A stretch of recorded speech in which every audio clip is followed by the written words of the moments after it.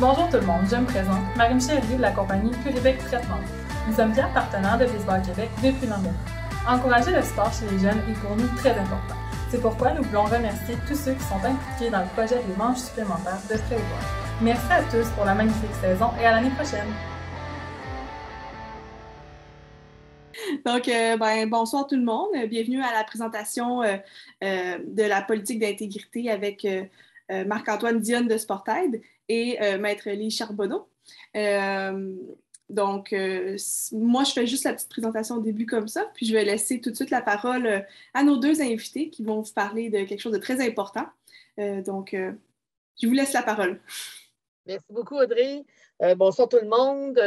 Mon nom est Lise Charbonneau. Je suis la directrice de la gestion des risques et de la protection de l'intégrité au regroupement Loisirs et Sports du Québec, le regroupement qui est une organisation dont votre fédération fait partie. Ce soir, je suis en compagnie d'un collègue qui est Marc-Antoine Dionne, à qui je vais laisser le soin de se présenter, puis ensuite, je reprendrai la parole. Alors, Marc-Antoine. Merci, bien, effectivement, bonsoir tout le monde. Marc-Antoine Dionne, content d'être avec vous ce soir. Moi, je suis intervenant là, pour Sportaid sur la ligne d'aide principalement. J'ai développé un petit peu aussi l'expertise sur l'accompagnement en lien avec la politique d'intégrité. Donc, c'est pour ça que je suis avec Lise aujourd'hui là, pour vous présenter un petit peu là, ce nouvel outil que c'est doté le système sportif québécois. Moi, je suis un travailleur social de formation. Ça fait maintenant depuis 4 ans là, que mon rôle principal est justement de venir en aide puis de soutenir des personnes qui vivent des problématiques dans leur milieu sportif, dont des problématiques là, de violence, d'abus, négligence et harcèlement qui touchent là, cette politique-là. Donc, je suis là pour vous partager un petit peu le rôle de Sportaid vis-à-vis cette politique-là, puis partager un petit peu mon expérience en lien avec cette première année là, de cette politique-là qui a été mise en place. Là, on se rappelle en février l'année passée. Là, je vais laisser quand même Lise faire la petite présentation, puis vous parler là, du contexte, puis de l'implantation de cette politique-là, puis surtout de ses objectifs généraux. Merci. Avant d'entamer le vif du sujet, je veux juste rappeler à ceux qui sont présents qu'on ne voit pas, mais qu'on sait que vous êtes là. Si vous avez des questions, parce que la durée de temps qui nous est accordée ce soir, c'est 45 minutes plus ou moins. Alors, si vous avez des questions, des interventions, on vous invite à utiliser le chat en bon français du site ou de lever la main. Pour vos questions. Idéalement, on va tenter de répondre plutôt vers la fin de la présentation. Mais si dans le chat, il y a des sujets ou des questions qui se posent pour un sujet très précis, je laisse à Marc-Antoine le soin là, de diriger tout ça. Alors, si ça vous convient, je sais que ce soir, la présentation est enregistrée. Alors, la politique, comme Marc-Antoine vous le disait d'entrée de jeu, cette politique-là, c'est une volonté du gouvernement, du ministère de l'Éducation, Loisirs et Sports de doter les fédérations sportives et bientôt les fédérations de loisirs d'un outil qui permet de gérer adéquatement et de façon indépendante les plaintes qui sont de nature d'abus, de harcèlement, de violence et de négligence. La politique, elle comprend donc un genre de livre de recettes, un volet où on vous explique le mécanisme pour porter plainte. Le rôle de Sportaid au niveau de la politique, c'est d'être des accompagnateurs lorsque des situations se présentent et qu'on a besoin d'une écoute, d'une oreille et d'un support. Le bouton « Je porte plainte » qu'on va vous montrer ou qu'on va vous introduire un petit peu plus loin dans la présentation sert quant à lui à déposer une plainte. Alors, les objectifs de la politique sont listés ici. La présentation va vous être remise. En fait, vous allez en avoir une copie via l'enregistrement. Alors, vous allez pouvoir garder ces documents-là. D'abord et avant tout, c'était de sensibiliser toutes les personnes qui sont impliquées dans votre milieu que toutes les formes d'abus, de harcèlement, de négligence ou de violence n'étaient pas tolérées. Donc, c'est la tolérance zéro. C'était aussi de prendre tous les moyens raisonnables pour offrir à vos athlètes un milieu sain qui est exempt d'abus, de harcèlement, de négligence ou de violence. Ce sont les 4 grands types de plaintes que la politique vise à traiter. Un autre objectif, c'est d'instaurer des mesures qui favorisent le respect de la dignité et de l'intégrité psychologique, physique et sexuelle des personnes qui évoluent dans votre milieu. On veut favoriser aussi la dénonciation de comportements, de paroles, de gestes, d'abus, de harcèlement, de négligence ou de violence dès qu'ils apparaissent. Alors, on veut encourager tous les gens du milieu à lever la main lorsqu'on est conscient ou on est témoin de cette situation de ce genre-là. Comme je vous disais tantôt, l'objectif de la politique aussi, c'était de mettre en place une politique qui était plutôt efficace en matière de protection de l'intégrité et un processus formel de traitement des plaintes qui s'apparente un petit peu à des comités de discipline, mais qui visent spécifiquement les actes d'abus, harcèlement, négligence et violence. Et finalement, de prendre des mesures administratives ou des mesures disciplinaires nécessaires pour faire cesser ces comportements-là dès que c'est porté à la connaissance de la fédération ou de l'organisation. Alors, les grandes généralités de la politique, là, en fait, la politique, c'est des rappels. Là. La politique, elle s'applique donc à toutes les personnes, comme je le disais, qui sont impliquées dans le milieu. Donc, des membres, des participants, des parents, des bénévoles, des salariés, des fournisseurs, bref, tous ceux qui, de près ou de loin, sont impliqués dans votre milieu. La politique dont on va parler ce soir, ça ne vise pas les cas d'abus, harcèlement, négligence entre employés. Il existe déjà au sein de la Fédération une politique de relations de travail qui vise ces situations-là. Alors, ce n'est pas le but de l'exercice de ce soir. Les situations peuvent survenir dans n'importe quelle activité ou programme sanctionné. Donc, j'ai mis des exemples, party de fin de saison, sortie après un match. Donc, s'il y avait des comportements inappropriés, et on ne parle pas juste de sexuel, là, de la violence ou toutes sortes d'autres gestes qui ne sont pas appropriés, donc sont visés par la politique. La politique dont on parle ce soir, la préséance toute autre politique du même genre qui pourrait être en vigueur à la Fédé ou chez un de des clubs ou des associations. On rappelle aussi que la politique allie tous les membres de la Fédé. Alors, vous êtes tous visés par cette politique-là et vous devez l'appliquer. Et je pense qu'un des buts importants de cette politique-là, c'est surtout d'intervenir de façon rapide et efficace pour mettre fin aux comportements inappropriés et permettre à la victime de reprendre les activités au sein de vos groupes en toute sécurité et en toute confiance. C'est super important. On peut tourner. Il existe des obligations, on les retrouve dans la politique, mais c'est aussi des obligations qu'on veut vous rappeler de dénoncer. Alors, une de ces obligations-là, elle est issue de la loi sur la protection de la jeunesse. Alors, toute personne qui a des motifs de croire, en fait, qui a des motifs raisonnables de croire qu'il y a de l'abus sexuel ou des gestes de nature sexuelle envers un enfant, envers un mineur, a l'obligation légale de le rapporter à la DPJ. Et ça, c'est dans tous les contextes, dans toutes les situations de la vie, là, de la vie qu'on connaît, et non seulement dans le milieu du sport. Alors, on vous rappelle qu'il y a une obligation de dénoncer, puis la politique en prend bonne note. Également, toute personne qui est impliquée dans le milieu, elle doit dénoncer à l'officier des plaintes, on va vous parler de c'est qui l'officier des plaintes un peu plus tard, là. Elle doit dénoncer tout abus, harcèlement, violence à caractère sexuel commis sur une personne qui est, qu'elle soit mineure ou majeure, qui est impliquée dans le milieu. C'est une obligation morale qu'on a de dénoncer ce genre de comportement-là. Et toute personne impliquée dans le milieu doit aussi dénoncer à l'officier des plaintes les gestes d'abus, d'harcèlement, négligence, violence, autres que sexuels, qui sont commis par une personne impliquée dans le milieu, qu'elle soit mineure ou majeure. Bref, si on résume l'ensemble de ces trois obligations-là, c'est que lorsqu'on est témoin d'un comportement qui nous apparaît abusif, c'est du harcèlement, de la violence, c'est important de le dénoncer. Et le bouton « Je porte plainte » sert à ça. Et ça se fait de façon très confidentielle et c'est envoyé dans les mains de quelqu'un qui est tout à fait indépendant de votre milieu, qu'on a appelé l'officier des plaintes, et qui va se charger de prendre la relève au sujet de ces situations-là. Antoine? Oui, effectivement. Comme je vous le disais, moi, ça fait déjà depuis 4 ans qu'on accompagne des personnes qui sont aux prises avec des situations problématiques dans leur milieu.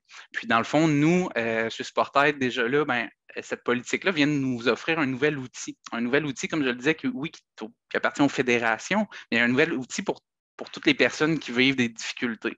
Parce que cette nouvelle politique-là, elle vient avec deux composantes majeures, si on veut. La première et la plus importante, c'est là qu'on va vous expliquer en détail aujourd'hui, c'est vraiment le processus du traitement de plainte qui est maintenant dit totalement indépendant. Parce que honnêtement, c'est toujours une situation, les personnes qui nous contactent, qui vivent des difficultés, ils ont vraiment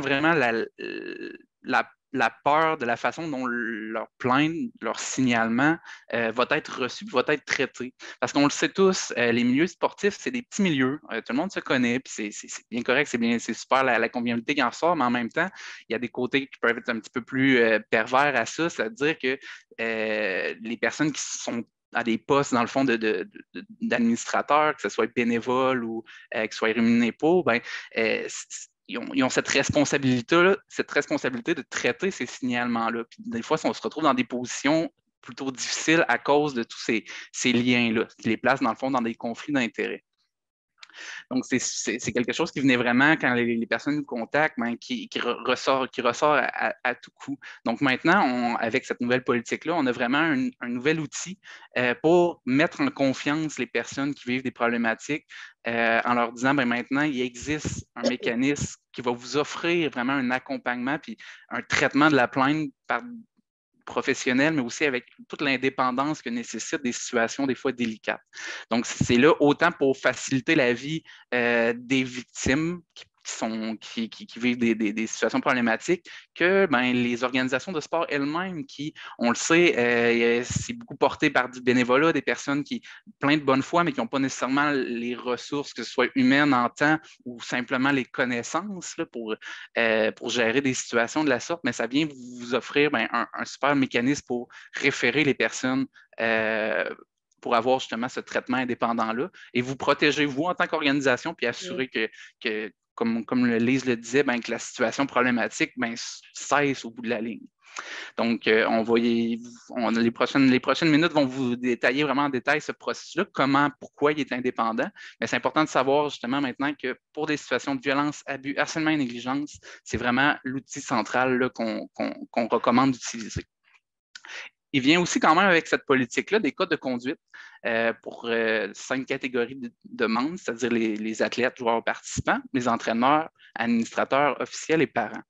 C'est important, je pense, d'en prendre connaissance, mais il faut savoir, par exemple, que le processus qu'on vous présente de traitement des plaintes et pas pour nécessairement, c'est vraiment pour les violences, abus, harcèlement et négligence, donc tout ce qui relève des infractions du code de conduite. On parle plus d'incivilité, de manque de respect, de façon de communiquer entre les entraîneurs, les joueurs, bref, c'est beaucoup plus large, disons, que la violence, abus, harcèlement et négligence.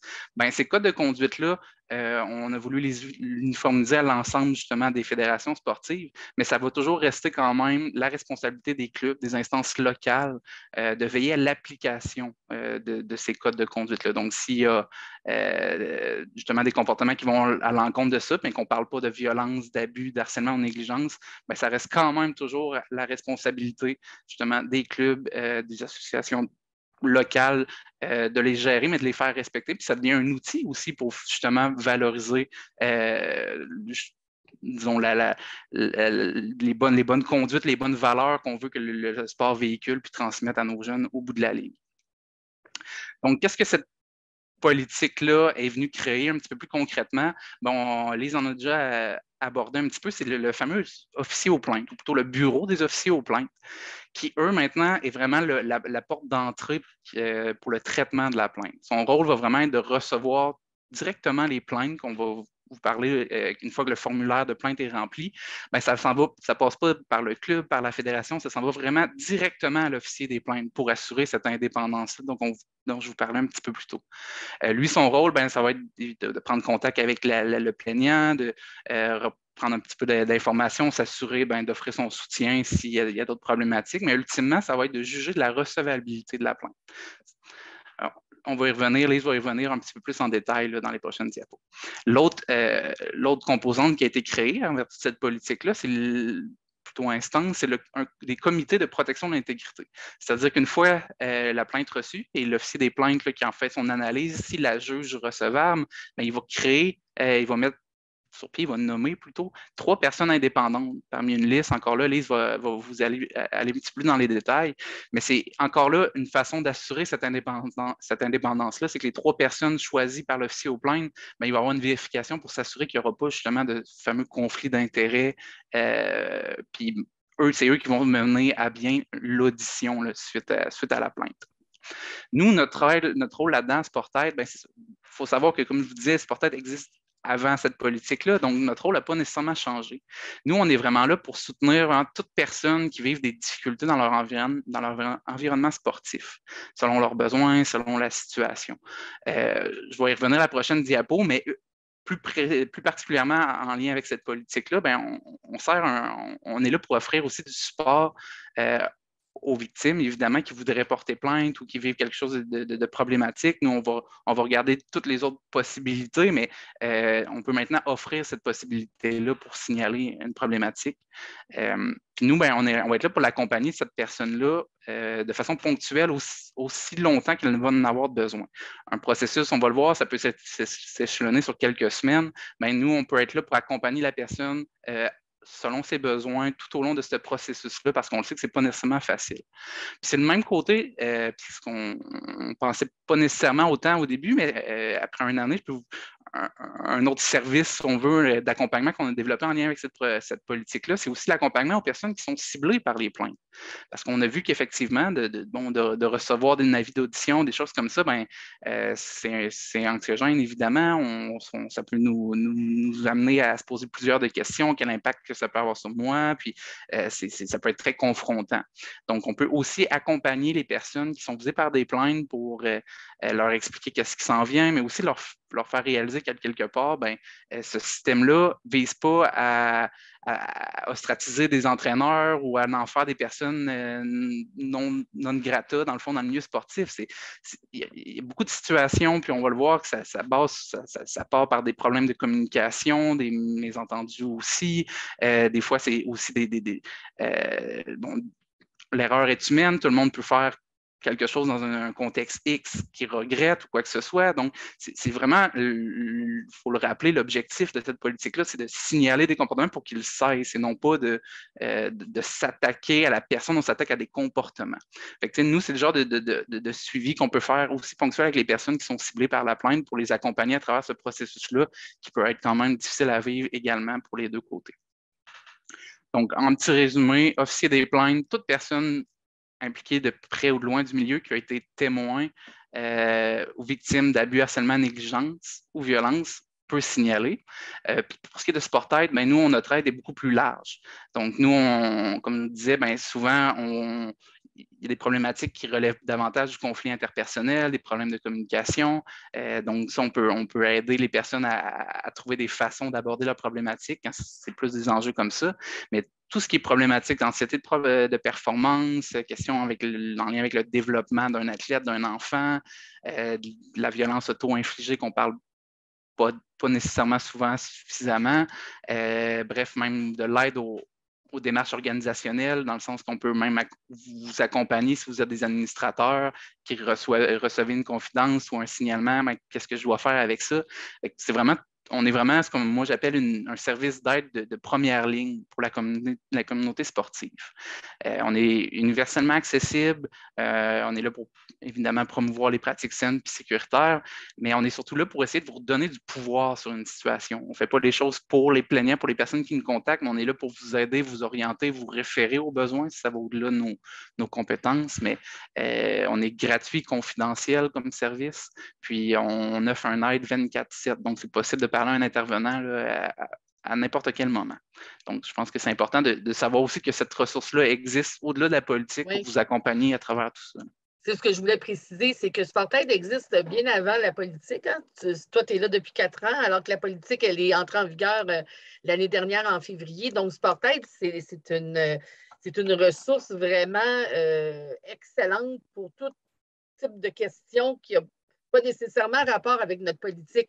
Alors, il faut bien comprendre aussi que quand on veut porter plainte, si quelqu'un veut porter plainte, ils n'ont pas nécessairement à passer par Sportaid, là. On peut avoir accès au processus de porter plainte, puis on va en parler un petit peu plus tard, via le bouton. Et si la personne veut en plus être accompagnée parce qu'elle ne se sent pas confortable ou bon, tout ça, bien, il y a toujours Sportaid qui est là. Alors, c'est important de bien différencier nos deux services ou les deux processus, mais Sportaid est là pour toute autre chose de toute nature. Là. Effectivement.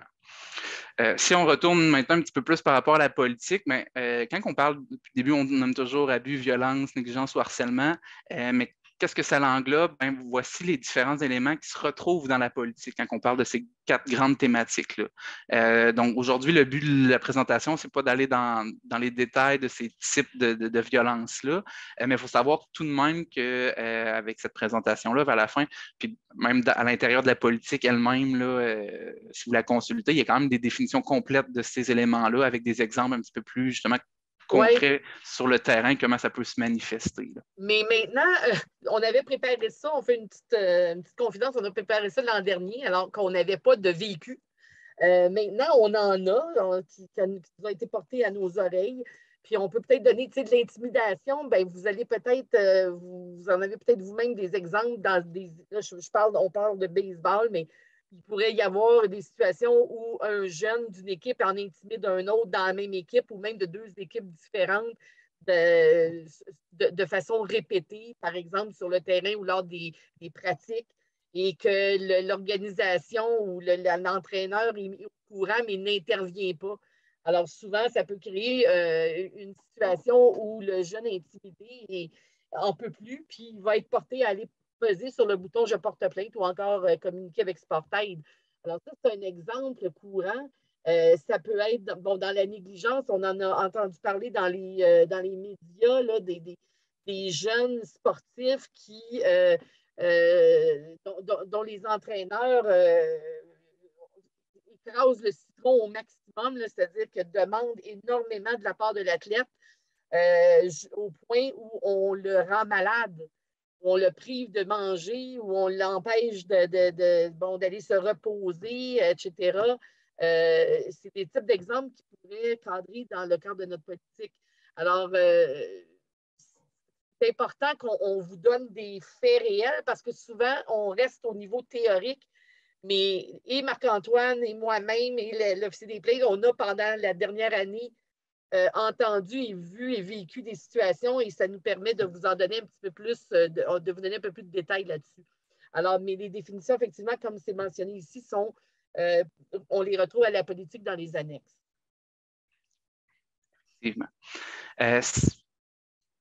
Maintenant, encore plus concrètement parlant, disons, la façon de porter plainte, bien, le fameux bouton, vous le voyez ici à droite de l'écran.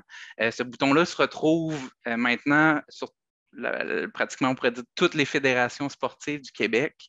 On encourage qu'ils se retrouvent aussi sur les instances régionales et locales. C'est vraiment à partir de ce bouton-là universel qui mène à la plateforme que je vous présente à l'instant. Ça se retrouve aussi sur différents partenaires comme justement Sport Québec, le LSQ, Sportaid, le RSEQ ou autres. Puis comme je disais, nous, on ne reçoit pas la plainte, mais on peut quand même, les gens ne sont pas obligés de passer par nous, mais si quelqu'un, pour une raison X, ne se sent pas à l'aise de remplir le formulaire que je vais vous présenter, bien, Sportaid peut quand même vous accompagner à remplir ce formulaire-là avec vous. Dans le fond, donc c'est aussi un service qu'on peut vous offrir par rapport à ça. Pour déposer la plainte, c'est important quand même de savoir que la politique elle prévoit certains délais. Pour tout ce qui est à caractère sexuel, parce qu'on va bien le voir, la trajectoire d'une plainte est vraiment différente si ce soit une situation à caractère sexuel ou versus autre que sexuel. À caractère sexuel, il n'y a pas de délai de prescription, c'est-à-dire peu importe quand les faits remontent. Pour ce qui est des comportements autres que sexuels, donc plus psychologiques, la politique elle prévoit un délai de 120 jours là, pour pouvoir signaler les événements. Mais c'est important quand même de savoir que l'officier ou plainte se réserve un pouvoir discrétionnaire dans certaines circonstances là, plus ou moins exceptionnelles, ben, il pourrait quand même admettre une plainte là, qui dépasserait ce délai-là. La plainte doit être formulé par écrit via le formulaire dont je vous présente. Puis encore là, comme dans tout bon processus de plainte, si évidemment il y a une plainte qui aurait été, qui finalement est faite de façon abusive, frivole ou de mauvaise foi, il y a quand même un mécanisme qui permet là, une contre-mesure envers ce type de plaignant-là, qui s'exposerait à des mesures disciplinaires ou administratives. Donc, quand on clique sur le fameux bouton que vous avez vu, voici où vous vous retrouvez. Comme je vous disais, c'est vraiment la plateforme unique, peu importe que la fédération, tout ça, c'est toujours vers cette plateforme-là que vous allez être redirigé. Vous avez accès à la politique en intégrale ici avec un lien hypertexte, mais sinon, et vraiment, comme je vous disais, la première étape, c'est de savoir si votre situation est à caractère sexuel ou à caractère autre que sexuel. Une fois que vous avez choisi ça, voici un peu à quoi ressemble le formulaire que vous devez répondre. Grosso modo, il y a 13 questions, mais il faut savoir qu'il y en a vraiment il y a 5 éléments qui sont, disons, obligatoires pour pouvoir là, aller plus loin dans la plainte. Il faut cibler évidemment le sport, la fédération impliquée. Le statut, si vous êtes un témoin, une victime vous-même, un parent ou autre. Il faut bien entendu pouvoir décrire les comportements inappropriés que vous voulez signaler. Il faut identifier la personne qui a émis ces comportements-là. Puis le dernier élément, c'est l'identification du plaignant lui-même. Vous voyez un petit astérix parce que c'est important quand même de savoir qu'à cette étape-ci, si un témoin ou un plaignant oserait pas pour X raison s'identifier, il pourrait quand même déposer sa plainte qui serait reçue directement au bureau des officiers des plaintes, qui serait transmis directement au bureau de l'officier des plaintes, puis qui vous donnerait malgré tout accès à une plateforme de communication bidirectionnelle, bref, un peu comme un chat directement entre le bureau de l'officier des plaintes et le plaignant qui serait anonyme à ce moment-là. Puis l'officier des plaintes pourrait travailler comme nous, on peut le faire, parce que nous également, sur Sportaid, la personne n'est pas obligée de s'identifier, mais on pourrait travailler avec elle pour voir qu'est-ce qui fait en sorte qu'elle désire garder son anonymat, voir est-ce qu'il y a d'autres moyens qui elle lui conviendrait mieux, mais ultimement, lui faire voir, par exemple, que pour pouvoir avoir accès à une audience, il va falloir lever cet anonymat-là pour la suite des choses. Mais quand même, là, ça peut quand même faire la différence pour certaines personnes, déjà, juste de pouvoir prendre contact avec le bureau d'officier des plaintes, lui demander un petit peu qu'est-ce qui arrive si je lève mon anonymat et tout ça. Donc, c'est important de le savoir à ce moment-là que c'est possible de le faire. Maintenant, je repasse la parole à Lise qui va vous expliquer un petit peu plus en détail là, les deux trajectoires, comme on disait, pour une plainte à caractère sexuel versus non sexuel. Merci, Marc-Antoine. Alors oui, là, on attaque peut-être plus le cœur donc le processus de traitement des plaintes. Comme le mentionnait Marc-Antoine, la politique la politique, elle est scindée comme en deux. Donc, les plaintes qui sont à caractère sexuel et celles qui ne le sont pas. Alors, qu'est-ce qu'on fait au niveau de la plainte à caractère sexuel? La grande, je vous dirais, force de la politique, c'est justement au niveau des plaintes à caractère sexuel. C'est-à-dire que lorsque quelqu'un signale, soit à titre de victime ou à titre de plaignant, parce que les cas qu'on a rencontrés, c'était souvent les parents qui portaient la plainte au nom de leur enfant victime d'un acte à caractère sexuel. Donc, la plainte, elle est logée via le bouton dont Marc-Antoine vous a parlé. Et à partir du moment où il s'agit d'un mineur et qu'on parle de gestes à caractère sexuel, comme je vous le disais un peu plus tôt, il y a une obligation légale de rapporter tout ça immédiatement à la DPJ et au corps de police de la région qui est visée. Il n'y a pas de... L'officier des plaintes n'a pas à se questionner sur la recevabilité, sur le bien fondé, est-ce que c'est vrai, pas vrai. Dès qu'il y a une allégation de nature sexuelle, c'est l'obligation de déclarer le tout à la DPJ et à la police. Et on mentionne que l'officier des plaintes, après ça, va demeurer en attente du OK du service policier ou de la DPJ pour approcher l'auteur présumé de ce geste-là pour l'exclure immédiatement du milieu. Alors, c'est la force de cette politique-là, c'est que ça permet que dès qu'on est au courant qu'il y a eu un geste de nature sexuelle qui a été posé par quelqu'un, bien, immédiatement, cette personne-là va être retirée. On ne lui donne plus la permission de se retrouver sur le terrain de balle, dans les pratiques, rien de ça, tant et aussi longtemps que le dossier n'aura pas été traité et décidé. Donc, pour ne pas nuire à l'enquête de la police ou de la DPJ, l'officier des plaintes les informe. Là. On leur dit, voici, on a été mis au courant d'une situation. Nous, on attend votre accord pour aller informer l'auteur présumé qu'on le retire du milieu. Alors, on ne veut pas faire ça pour ne pas brûler les pistes là, de la police ou de la DPJ, mais pour en avoir vécu 2 ou 3 cas, les policiers ont été assez rapides pour permettre à l'officier des plaintes et ce geste-là se fait souvent avec le directeur général de la fédération qui est visé. Donc, on met au courant le DG et l'appel est porté et fait à l'auteur présumé pour l'informer qu'il est retiré du milieu. Si la victime n'est pas un mineur, est une majeure, il y a quand même, l'officier des plaintes se sent quand même obligé de rapporter aux policiers. Cependant, on va demander à la victime, on va l'encourager elle-même à aller voir le service de police et on va lui demander si elle désire que l'officier des plaintes fasse cet appel-là aussi, ou cette dénonciation-là à la police. Si on se bute à un non de la part de la victime potentielle ou du plaignant, à ce moment-là, le dossier va cheminer, puis vous allez voir comment ça chemine un dossier par la suite, il va cheminer vers un comité d'intégrité. Alors, donc, la plainte à caractère autre sexuel, je vous dirais que ça, sur le nombre de plaintes que nous avons reçues l'an dernier au courant d'une année, celle qui était à caractère sexuel représentait à peu près 5 du total des plaintes. Le reste était à caractère autre que sexuel. Donc, l'officier des plaintes qui reçoit une plainte pour abus, harcèlement, négligence ou violence qui n'est pas sexuelle va d'abord, donc, il prend connaissance de la plainte via le petit formulaire que Marc-Antoine vous a montré un petit peu plus tôt. Alors, le premier geste que l'officier pose, c'est de communiquer justement avec le plaignant ou la présumée victime pour obtenir des informations complémentaires. L'officier des plaintes ne fait pas une enquête, il fait juste aller sonder le terrain, se faire confirmer certains faits qui ont été relatés dans le formulaire et pour voir si on est justement en présence d'abus, de harcèlement, de négligence, de violence. Il ne faut pas perdre de vue aussi que l'officier des plaintes ne traite pas les situations qui se produisent dans le cadre du jeu.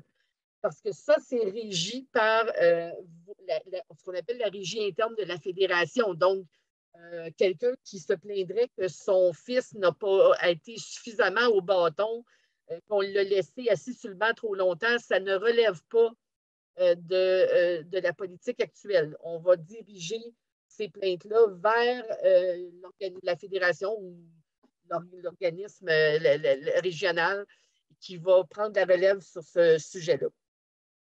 Alors, comme je le dis, si par ailleurs une plainte apparaît vraiment pas recevable, dans le genre que je viens de vous relater, l'officier des plaintes va quand même informer le plaignant et la victime. Mais ce qu'on peut vous dire, c'est qu'ils ne vont pas les laisser tomber. Très souvent, dans un cas, par exemple, de situation qui relèverait de la régie interne, l'officier des plaintes fait le petit plus et communique lui-même avec les personnes responsables, soit à la région ou à la Fédé, pour qu'on prenne en charge le dossier et que ça ne tombe pas entre deux chaises. Alors ça, c'est important de le mentionner.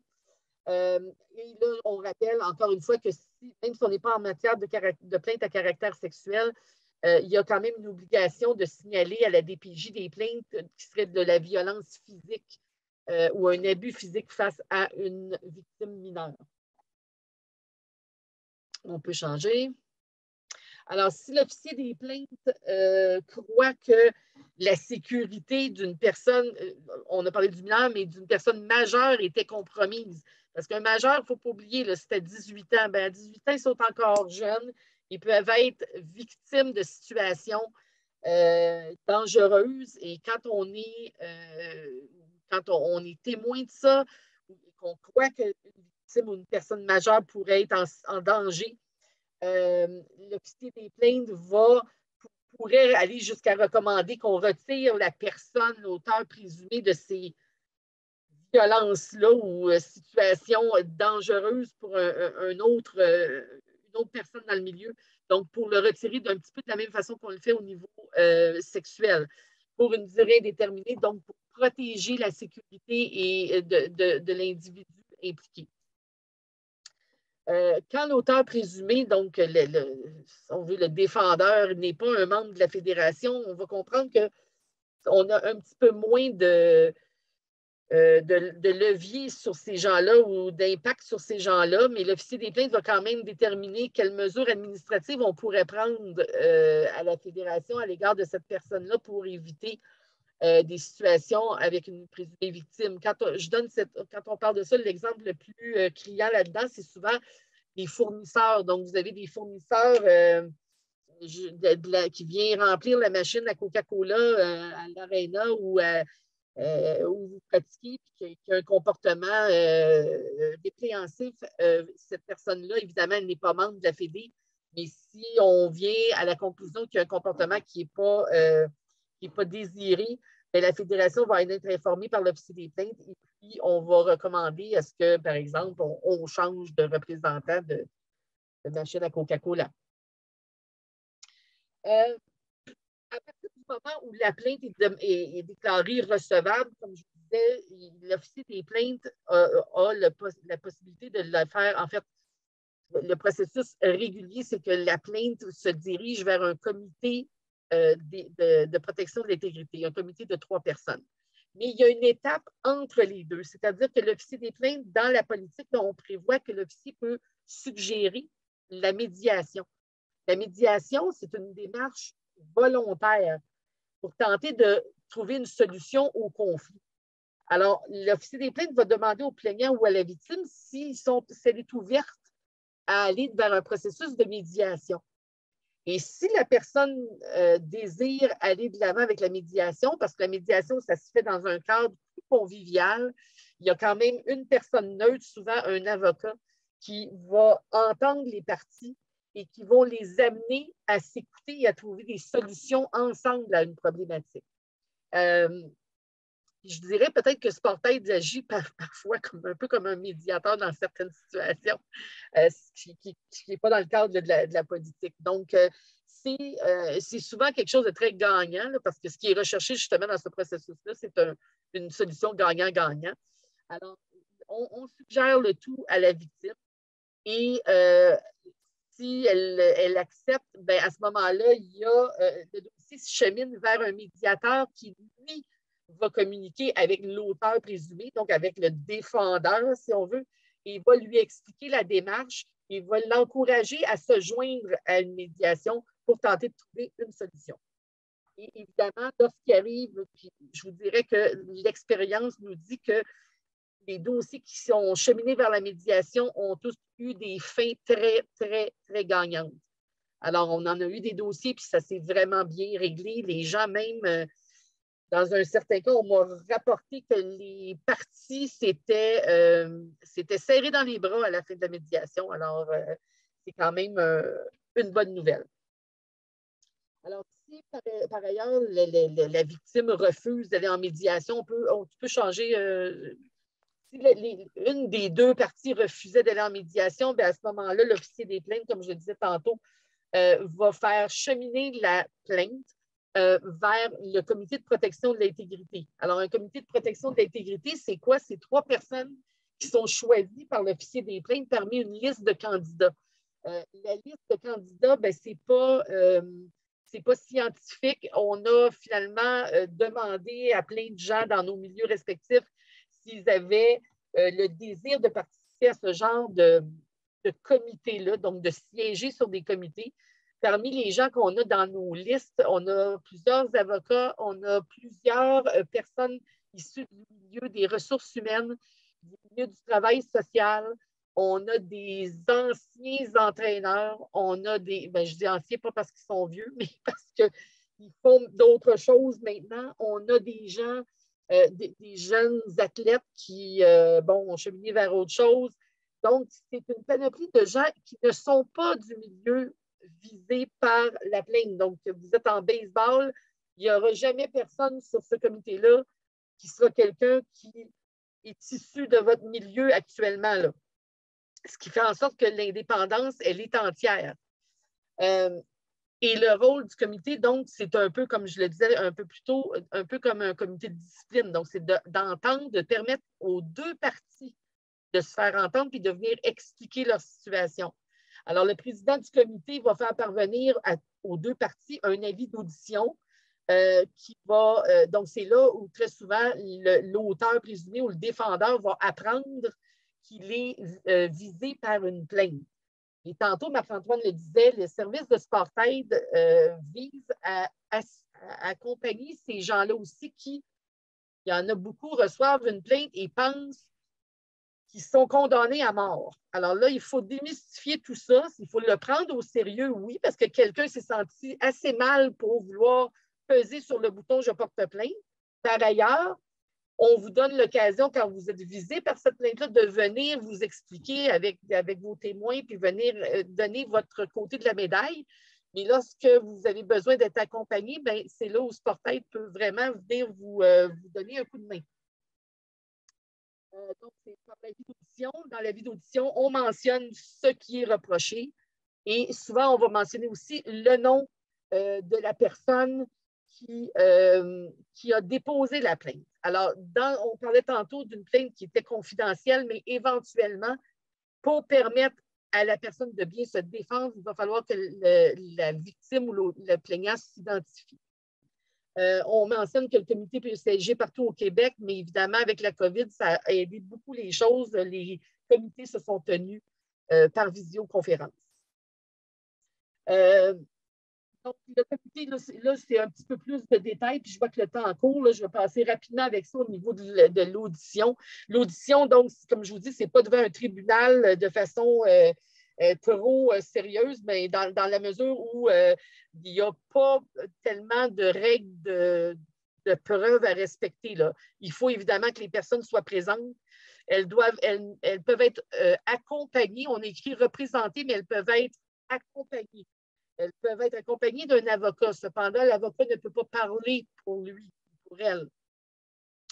C'est à huis clos, donc c'est très confidentiel. La victime va s'exprimer en premier. Ensuite, le défendeur ou l'auteur présumé va présenter sa version des faits. Le comité va permettre ensuite aux deux parties de résumer l'affaire, de rajouter un petit peu. Puis finalement, chacune des parties, comme on dit, évidemment, doivent s'assurer que tout le monde est là, tout le monde est présent, puis avoir tous les documents en main pour justifier leur position. Une fois que le comité a entendu les parties, et là, entendre les parties, ce n'est pas supposé durer 3 jours, cette affaire-là. Une audition, là, ça devrait être relativement court. On a vécu des situations où ça s'étirait parce que les gens croyaient qu'ils devaient amener 22 témoins pour justifier leur position, mais ce n'est pas le cas. Il faut garder ça quand même assez succinct. Et bref, une fois que le comité a entendu les parties, il va libérer les gens, ils vont se rencontrer et ils vont tirer une conclusion. Donc, ils vont recevoir ou accueillir la plainte ou la rejeter. On a des délais, puis quand je disais d'entrée de jeu qu'on voulait que ce soit un processus qui soit rapide, c'est pour ça qu'on ne veut pas que les auditions durent pour toujours. Et on a fixé dans la politique des délais relativement courts pour que le comité donne sa décision par écrit et la transmette à la fédération. Et ce n'est qu'à ce moment-là que la fédération est mise au courant qu'il y a une problématique. Elle ne le sait pas tant et aussi longtemps qu'il n'y a pas une décision qui est rendue, favorable ou non. La fédération, lorsqu'elle reçoit cette décision-là, elle doit l'entériner. Donc, elle doit approuver cette recommandation-là. Il n'y a pas le choix de modifier la recommandation ou la sanction ou rien de ça. Et lorsque le président du comité reçoit la signature de la fédération comme quoi elle a pris connaissance et a entériné la décision, le comité va ensuite faire suivre cette décision aux deux parties. Les décisions sont finales et sans appel.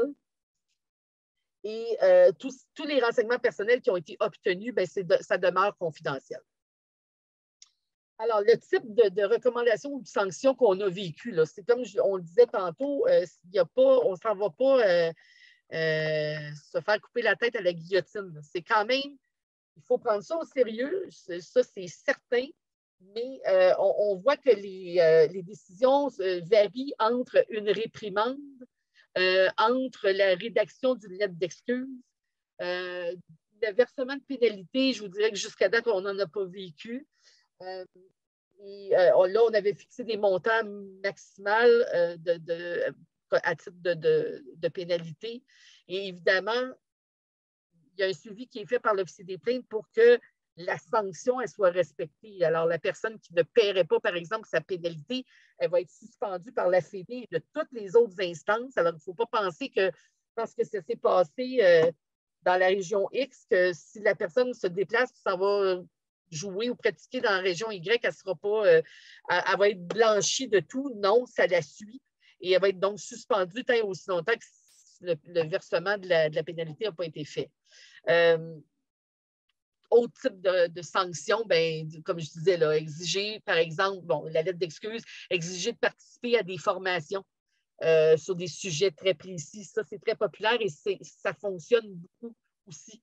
Même chose au niveau du respect de la sanction. Donc, il faut que la formation, elle, ait été effectivement suivie puis qu'on ait une preuve comme quoi ça a été fait. Il peut y avoir une sanction de restreindre les activités d'une personne, donc de l'empêcher, par exemple, d'assister à tel et tel événement ou de participer à tel événement. Et parmi les recommandations, les sanctions les plus sévères, si on veut, on va aller à la suspension du membre jusqu'à une période maximale de 12 mois. Et là, on ne le voit pas sur l'écran, je ne sais pas si on peut le dérouler. La dernière sanction, c'est l'expulsion d'un membre. Et ça, on parle de sanctions qui sont vraiment, vraiment majeures et jusqu'à ce jour, on n'a pas eu à appliquer ce genre de sanctions-là. Par la suite, je vous rappelle, là, je vois qu'il y a une question, je ne sais pas si c'était en lien, Marc-Antoine, avec quelque chose. Oui, bien, ça semblait être par rapport à savoir si j'imagine l'avis de convocation, le courrier recommandé, le temps est-il inclus? Dans le fond, par rapport au délai que tu donnais tout à l'heure, c'est sûr que le délai, c'est suite à la réception. Là, je pense que le 20 jours, comme un 20 jours entre l'avis d'audition et la tenue de l'audition, ben, c'est certain que le 20 jours, là, oui, il faut que ça soit entre le moment que le courrier a été reçu et Exact. Exactement. Exactement. Je ne sais pas si ça répond à la question, sinon on pourra ouvrir les micros un peu plus tard. Ouais. Bref, il y a, je dirais que c'est presque en conclusion, là, il y a une clause dans la politique qu'on appelle la clause J, l'engagement des membres. Alors, donc, tous les membres de la fédération doivent rendre accessible la politique à leurs propres membres dès qu'ils adhèrent. Puis là, on avait proposé ou suggéré que ça se fasse lorsque les gens s'inscrivent, qu'il y ait un petit carré et qu'on dise « J'ai pris connaissance de la politique qui est sur le site web. » Puis on vous invite, si vous êtes une instance régionale, si vous êtes même un club local, il n'y a rien qui vous empêche de mettre le texte de la politique disponible sur votre site. C'est gagnant, là. Tous les membres de la Fédé, donc tout le monde doit respecter puis mettre en place les mesures appropriées pour appliquer les décisions rendues. Alors, lorsque quelqu'un de votre groupe était sanctionné, il ne faut pas prendre ça à la légère et dire ben, c'est pas grave, fais-les pas. Là. Il faut vraiment, vraiment qu'on fasse respecter les sanctions qui sont appliquées. Parce que les sanctions sont appliquées ou ont été recommandées par 3 personnes, comme on le disait, indépendantes, exclues du milieu, et qui ont jugé, après avoir entendu les personnes s'exprimer, qu'il y avait eu un comportement qui était répréhensible. Là. Alors, il faut prendre ça au sérieux. Et comme je disais, bien évidemment, l'officier des plaintes a comme mandat de faire des vérifications pour que ces sanctions-là soient respectées. Et voilà ce qui conclut, disons, le marathon d'informations qu'on vous a octroyé. On le sait que c'est quand même du contenu qui est assez lourd, puis que le but, c'est pas que vous sachiez dans les détails tous les délais de la politique et tout ça. C'est vraiment pas ça le but. Le but ce soir, c'est de vous expliquer que ce processus-là maintenant existe. Je pense qu'on a pesé beaucoup sur le fait qu'il était indépendant, que le but était de faire cesser rapidement des comportements qui seraient préjudiciables pour nos jeunes ou tous les membres. Mais si vous avez, je le répète, si vous avez des questions suite à ça, si la situation qui pourrait concerner la politique arrive dans votre milieu dans 6 mois, 1 an, on ne sait pas quand ça peut arriver, n'hésitez pas que justement, nous, on est là pour vous accompagner là-dedans, vous expliquer, vous rappeler un petit peu tout ça au besoin. Donc, vous n'êtes pas seul, mais rappelez-vous juste que c'est un outil maintenant qui est à la disposition autant des victimes que des milieux sportifs en général. Donc, rendu là, votre responsabilité, c'est de faire la promotion de ce mécanisme-là. Puis c'est comme ça, dans le fond, que la communauté va en bénéficier si ce mécanisme-là est connu puis respecté et on voit les bénéfices au bout de la ligne. Donc, merci pour votre attention par rapport à ça. S'il y en a qui ont... je vois justement, il y a peut-être... Oui. Je veux répondre à monsieur qui dit le temps que vous mentionnez, jour ouvrable. Bien, évidemment, là, on est dans les critères, je vais être un peu plus juridique. Là. Le 20 jours, généralement, c'est des jours calendriers. Sauf que, puis là, il n'y a pas le samedi, le dimanche. Là, en principe, là, c'est des jours de calendrier. Donc, c'est 20 jours incluant des samedis et des dimanches. Alors, il faut en tenir compte. Voilà. Alors, mais ces délais-là, je vous dirais qu'ils sont arrêtés. Est-ce qu'ils sont, ce sont des délais immuables? Je vous dirais que l'expérience du passé, là, pour toutes sortes de raisons, les délais ont eu l'air un petit peu plus élastiques. Là, mais le but qui est derrière tout ça, ce n'est pas justement de prendre quelqu'un en défaut et lui dire ben, malheureusement, tu as dépassé par une journée puis c'est pas recevable. Ou on a dépassé notre délai pour t'envoyer ton avis d'audition, la chose tombe. Non, ce n'est pas ça le but qui est recherché. On a mis les délais comme je vous disais un peu plus tôt, pour permettre d'avoir un processus plutôt rapide, mais on ne voudrait pas en faire un délai de rigueur, comme on le dit en droit, et que ça efface ou que ça fasse disparaître les droits ou la possibilité pour les gens de porter plainte. Donc, c'est pour ça que ce n'est pas un délai aussi sérieux. Pour un courrier recommandé, mais là, c'est parce que ça sort dans le contexte. J'aimerais peut-être que vous entendre, M. Marleau. Je ne sais pas si on peut ouvrir. Oui, voilà. Oui. Bon, écoutez, moi, j'ai travaillé quand même 37 ans à Poste Canada et un courrier recommandé, quand on envoie ça, c'est une preuve juridique. Hors de tout doute raisonnable, quand si un coup la personne ne veut pas la recevoir, elle refuse, le courrier recommandé est revenu, puis à partir de ce moment-là, devant la cour, ça devient une preuve vérifiable que la personne n'a pas touché. OK, mais dans quel contexte? Dans quel contexte vous nous parlez de ça, M. Marleau? Je vous parle dans le contexte que si vous envoyez une lettre recommandée à quelqu'un pour lui dire que, exemple, il est suspendu pendant 5 jours ou 10 jours. Ah, OK, je comprends. La personne qui va recevoir son courrier recommandé, si elle veut jouer avec le jeu, avec les mots, avec les choses, là, la personne en question, tant aussi longtemps qu'elle n'aura pas pris connaissance de la lettre, et selon la réglementation de Poste Canada, je vous invite à vous informer auprès de Poste Canada. Ah, mais mon mari, c'est un ancien facteur, 33 ans, Poste Canada. Bon, je peux vous dire que vous avez raison. C'est ça. On se comprend. À partir de ce moment-là, la personne, ça veut vraiment jouer avec le système. Oui. Elle ne va pas chercher la lettre juste à la dernière journée. Oui. Si elle veut, ça veut dire qu'elle vient de se donner 15 jours ouvrables. Quand on parle de 15 jours ouvrables, ce qui veut dire que les journées, on appelle ça les journées non ouvrables, c'est les samedis, dimanches. Vous intégrez à l'intérieur de ça les journées samedi, dimanche, c'est considéré comme des... Mais M. Marleau, on n'est pas dans ce contexte-là du tout. Quelqu'un qui a assisté ou qui a été présent lors de l'audition d'une plainte et à qui on avise qu'on va faire parvenir la décision, il va en prendre connaissance. S'il ne va pas chercher son dossier, on y envoie un courriel. Là. Et ça, il n'y a pas de problématique à ce niveau-là.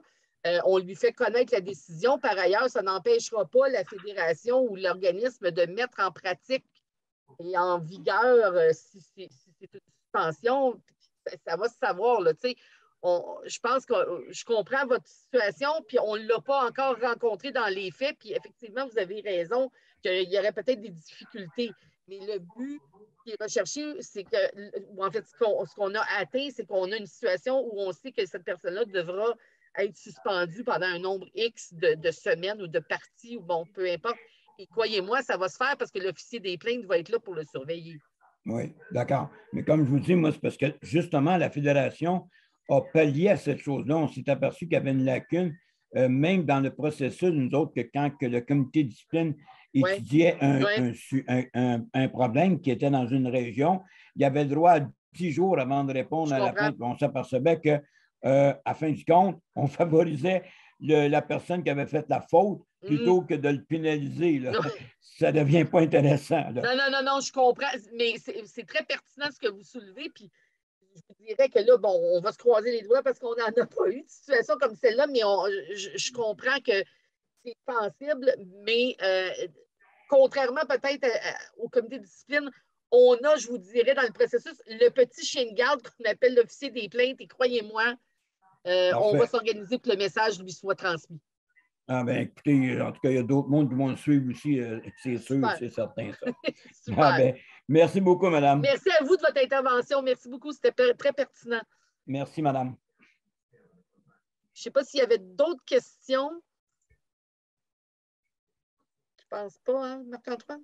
Non, je pense que ça fait le tour. Déjà, on a déjà dépassé un petit peu nos délais. On a donc, dépassé. Merci à vous Oui, mais ce que je voulais dire, c'est que je sais que tu avais mis dans notre présentation PowerPoint qu'on a présenté certains éléments d'information qui peuvent être utiles aussi, par exemple des ressources auxquelles les fédés peuvent avoir accès. Alors, je ne sais pas si, Audrey, si Baseball Québec va faire suivre la présentation papier, je dis, ou PowerPoint, où on peut retrouver ces infos-là. Je pense que ça pourrait être utile. Puis mon mot de la fin... Oui, vas-y, Audrey. Oui, j'allais juste dire, oui, si vous m'envoyez le PowerPoint demain, je vais pouvoir l'envoyer à tous les participants qui étaient là ce soir pour qu'ils puissent y avoir accès s'ils veulent prendre le temps de le lire tranquillement ou de réécouter la vidéo plus tard. Oui, merci. Moi, je veux, mon mot de la fin, c'est que je vois qu'on n'a pas eu énormément de participants, mais je crois à la qualité de ceux qui étaient présents. Et je me fie beaucoup à vous pour que vous fassiez connaître la politique. Elle a 1 an de vie maintenant, un petit peu plus qu'1 an. Et c'est très, très important que votre milieu soit au courant de l'existence de ça.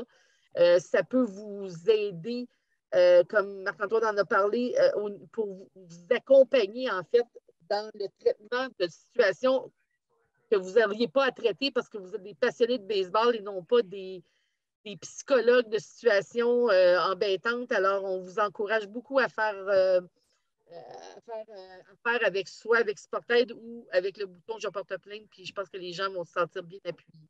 Alors, merci beaucoup de votre participation ce soir. Merci, Max-Antoine. Merci, Maître Charbonneau. Ça met fin à notre présentation. Merci, Audrey. Bonne fin de soirée.